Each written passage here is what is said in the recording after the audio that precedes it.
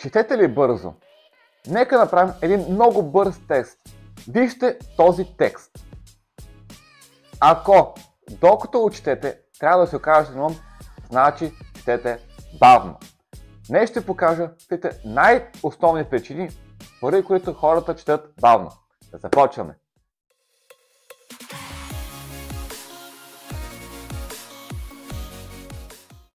Обичате ли да играете игри? Видеоигри или такива с приятели? Винаги първото нещо, което правите, когато започне с нова игра, е да научите правилата й. Ако играете на не се сърди човече, първо трябва да знаете как се мърдат пионките, как се хвърлят зарчетата, колко зарчета, ако хвърляш на какво отговаря. Първото нещо, което трябва да направиш, да играеш играта, е да научиш правилата й. И така е във всичко. Така е в игри, така е в спортове. Ако играеш в футбол, трябва да знаеш какво е тъч, какво е корнер, какво е аут. Трябва да знаеш всичко за играта и чак тогава да играеш. Тъй като ако играеш в футбол и хванеш топката с ръце, то няма как да играеш, нали така? Същото нещо важи и с четенето. Ако не знаеш как да четеш правилно, то няма как да четеш бързо. Нали така? Но освен, че трябва да знаеш какво трябва да правиш, трябва да знаеш и какво да не правиш. Точно както в футбол не трябва да хващаш топката с ръце, така и в четенето има три основни неща, които не трябва да направиш, ако искаш да бъдеш ефективен. Първото нещо, което не трябва да правиш, което е най-големия враг, най-големия супер злодей срещу бързо четене, е да произнасяш думите на ум. Това се нарича субвокализация, изговаряне на текста на ум. Това е напълно ненужно и неефективно. Опитайте отново. Вижте даден текст и се опитайте просто да го гледате, без да изговаряте нищо. Просто вижте текста и съм сигурен, че ще може да разберете значението му. Не е нужно да изговаряте нито една от буквите, но ще да го разберете. Просто вижте го и разберете текста. Ако изговаряте всяка една от думите, то тогава скоростта ви на четене е строго ограничена от скоростта ви на говорене. Няма как да го прочетеш по-бързо от това, отколкото можеш да говориш.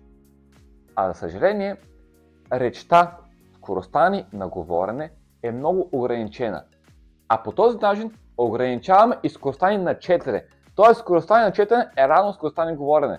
Но потенциала на четенето е много по-голям от потенциала, който е на говорене. Тоест, ако четем само с очите ни, а не с вътрешния глас, то тогава можем екстремно много да вдигнем скоростта ни. Знам, че може да звучи много шокиращо. Как така може просто да видим текст и да го разберем, а не трябва да си го четем на ум? Ами така, можем просто да го видим и да го разберем. Замислете се, какво друго нещо ви е нужно да се окажете на ум, ще да го разберете? Какво друго действие, какъв друг предмет трябва да видите и да трябва да си кажете на ум, че това нещо е какво ще да го асимилирате? Ако видите стълб на улицата, трябва да си кажете това е стълб. Че да вече това е стълб. Не! Виждате го само с очите си и вече знаете какво е това, нали така? Ако видите птица, ако видите вълк, лъв, особено в екстремна ситуация, представете си какво ще бъде, ако е нужно всеки път да си казвате какво ви се случва. Представете ли си колко по-застрашени бихме били като вид хората, ако трябва при всяка екстремна ситуация да си говорим на ум, че трябва да разберем какво става. Звучи много логично, нали така? Така че, няма как единственото нещо в целия свят, което мозъка ни не може да асимилира, да бъде символи върху страница. Няма как това да бъде възможно най-трудното нещо в цялата среда ние да разберем. Не, можем просто да видим текста с очите ни и да го асимилираме. Субвокализацията обаче не е единствения враг. Друг от враговете, който трябва да преборим, е липсата на водач. Тоест, когато четем книга, вземем книгата и четем. Истината е, че за очите ни е много трудно да се фокусира върху точното място, което искаме да прочетем. Понякога губим погледа си. забравяме на точно коя дума сме сега, на кой ред сме, разфокусираме, се гледаме в един ред, обаче всъщност виждаме горния ред или долния ред. Много е трудно за погледа да се фокусира върху конкретното място. Затова е много полезно да ползваме водач. Водач, който да показва на очите ни точно къде трябва да гледат и къде да се фиксират. Този водач може да бъде молив, химикал, линийка или дори пръст. Това, което трябва да правим, е да посочваме точното място, което искаме да прочетем и да го движим по редовете, по хоризонталната четейка реда, надолу и продължаваме. Молив, химикал, пръст. Каквото и да е, стига да ви е удобно и да ви върши работа. Само това нещо, само използването на водач, моментално ще подобри скоростта на четене с поне 30%. Представете си, ако чете с 100 думи, бам, веднага 130, ако са 200, веднага 260. Доста висок скок, единствено ползвайки водач. Но и това не са единствените два врага с локализацията и липсата на водач. Има и друг. И той е регресията. Регресията е връщане назад в текста. Гледайте сме книгата, четем, на ред 15 сме и изведнъж се сещаме, че не си спомняме или не сме разбрали точно какво се случи на ред 10. Тоест, вече прочетеното. Забравили сме факт или не сме осмислили достатъчно добре, вече прочетен факт. И четем, изведнъж се сещаме, че не помним нещо и се връщаме назад. Но това връщане убива темпото ни, убива флоа. Темпото, което вече сме хванали, разваля темпото ни, връща се назад и след това трябва отново да хванем първоначалния си темп. Това е все едно тичане на стадиона. Тичате, спирате, кажете две-три думи с някой ваш познат, който сте видели и тогава продължавате. Знаете, че темпото се убива и е много трудно да продължите отново. По същия начин, ако се започнете да чете даден абзац или страница, не трябва да спирате и се връщате назад. Така. Знам, че ако не се върнете назад, то тогава няма да се попълните информацията. И има точно време, в което може да се върнете назад. И то е чак когато приключите с дадената страница, даден абзац или даден параграф. По този начин вече ще имате нещо завършено и тогава може спокойно да се върнете, си припомните каквото сте изпуснали и да продължите напред.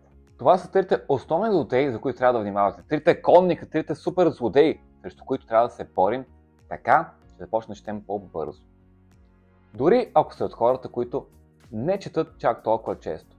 Истината е, че няма как да живеем нормално, без да приемаме никаква текстова информация. Винаги, дори и да не искаме, се появява нещо, което трябва да прочетем. И ако можете да направите два пъти по-бързо, то тогава ще се отървете двойно по-бързо от него. А ако сте от хората с любов към книгите, ученето и знанието, то тогава това умение е направо задължително. Представете си колко повече свободно време ще имате или колко повече време за още прочетени книги ще имате, ако можете да ги прочете двойно по-бързо. Представете си, ако чете по 1 час на ден и за това време чете по 3 страници от книгата.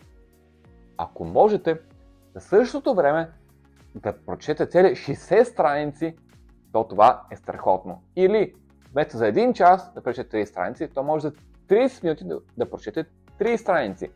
Или печелите повече знание, или печелите повече време. Знаете ли кое е най-хубавото? Научене на ново умение. Че новото умение може да бъде пренесено в други сфери от живота и в други умения.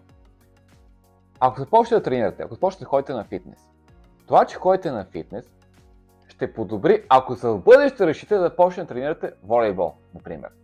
Ако сте в добра физическа форма, то тогава вече сте готови до някъде за волейбола, поне физически. Макар и не технически, но умението, което сте придобили от ходенето на фитнес, веднага ще се екстраполира и ще може да го използвате, когато започнете да играете волейбол. Това важи за много други умения.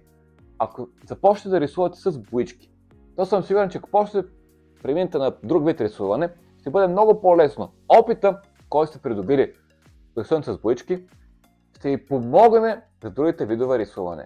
Ако се научите да четете бързо, то тогава се обзалагам, че ще можете да правите и други неща по-бързо. скоростта от едно място ще бъде пренесено към скорост и на друго място. Ако се справим в битка с силен противник, едно от най-силните неща, които може той да направи, е да ви държи в заблуда. Но, ако знаете това, което прави той, ако знаете неговите силни качества, то ще е много по-лесно да го преборите. Ако до момента не сте знаели за трите основни силни качества на бавното четене, то не е имало как да ги преборите. Вече ги знаете. Субвокализация, липса на водач и регресия. След като ги знаете, вече може да ги преборите. Благодаря, че гледахте до край. До скоро!